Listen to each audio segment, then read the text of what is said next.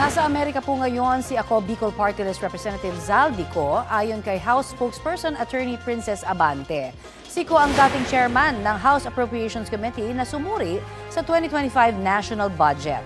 Gustong paharapin si Co ng ilang kapwa niya kongresista sa pagdinig ng House Infrastructure Committee na nag-iimbestiga sa flood control projects. Ito'y para ipaliwanag ang mga isiningit na proyekto sa 2025 budget ng DPWH. Noong 1997, isa si Co sa mga incorporators ng SunWest Incorporated na kasama sa top 15 contractors na may pinakamaraming flood control project sa bansa. Nag-divest na umano si Co mula sa SunWest noong 2019 kung kailan siya unang umupo bilang Ako Bicol Party List Representative. Sabi ni Abante, may kaukulang travel documents ang pagpunta ni Co sa Amerika. Dagdag ng kapwa Ako Bicol Party List Representative na si Nicos, na si Alfredo Garbin Jr., mababa daw ang blood pressure ni Co kaya nagpapacheck up siya sa Amerika. Inihatid din daw roon ni Co ang kanyang anak. Hindi alam ni na Abante at Garbin kung kailan uuwi sa Pilipinas si Co.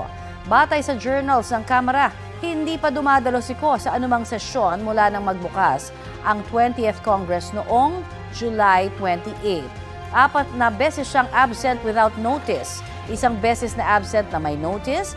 4 na beses din siyang inilistang hindi dumalo sa sesyon dahil may dinaluhan siyang committee meeting o kaya'y nasa official mission.